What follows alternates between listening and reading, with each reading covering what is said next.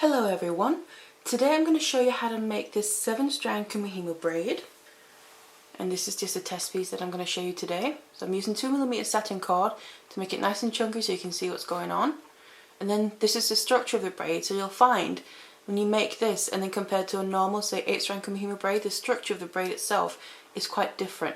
So this can be really handy for certain things, so if you want to learn how to make this braid, then keep watching. So what we'll need to make this is a round Kumihimo disc here, and then the cord that I'm working with is just a 2mm satin cord, and I'm just working with an orange colour here. This is just to demonstrate with, to show you the technique, but you can really use any type of cord or thread that you want for this braid. So let's get it together and let's get started.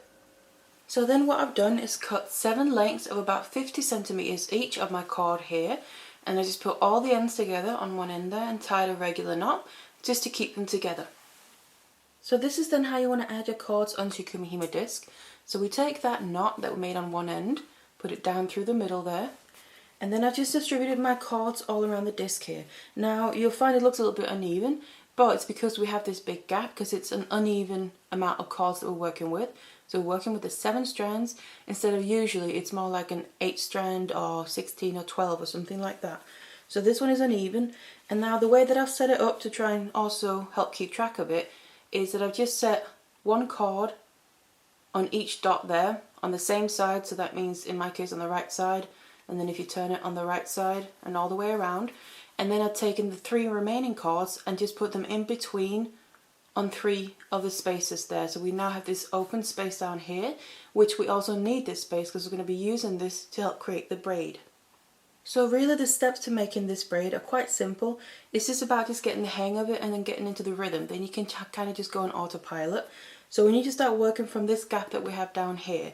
So that's going to always be the focus point, the gap, whatever on the disc that's going to be. So we go from this gap, then we move back 3 cords. So I'm just going to, it's moving up in this case, but we just imagine we move back along the side of the disc. So from this gap, we go 1, 2, and then the 3rd cord is the one we then need to grab. We'll bring that over the other 2 that we passed down to this space that we have, so the open gap. Place that in the middle of these 2 cords, in the middle of that gap, and then you'll find that the gap has now moved, and it's moved up here. So I'm going to turn my disc around to get the gap in the same place from where I was holding it, and then we'll go from this gap, again go back 3 cords, so 1, 2, 3. And then that's the 3rd one that we grab.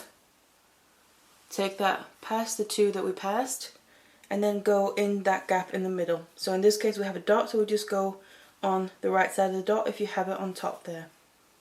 So that's the movements. Again, we move the disc, always turn it in the same direction.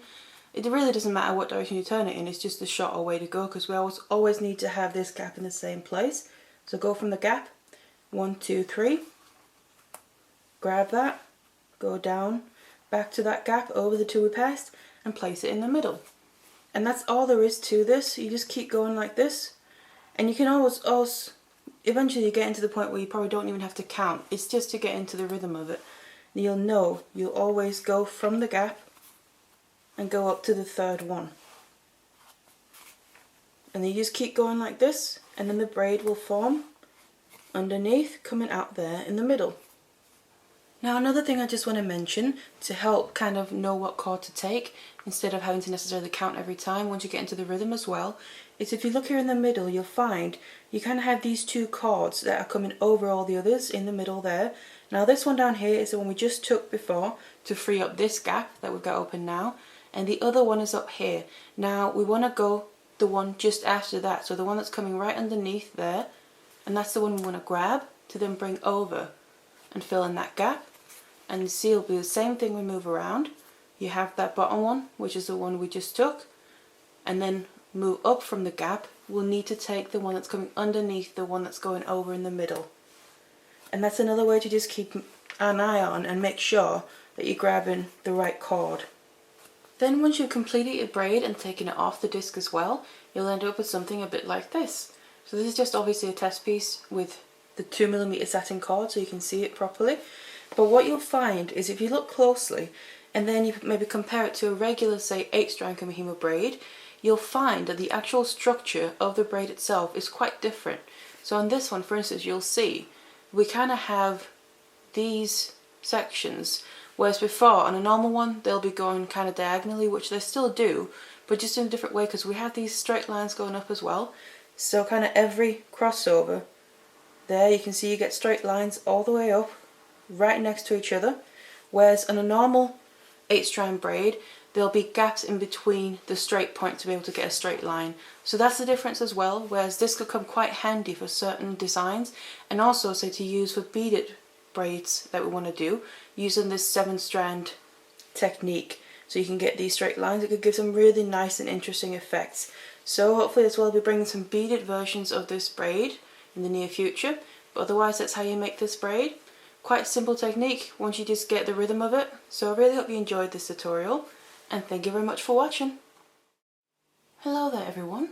Today I want to show you how to make this half-round Kumihimo braid using 2 colours, and this is what it looks like. So this is the effect that you get, where you have one colour around the outside on both sides, so kind of like a border to encase the colour in the middle. And then on the other side it looks like this. So you can use either side, also make it reversible if you want to. And it'd be really nice to either make it really long so it's multiple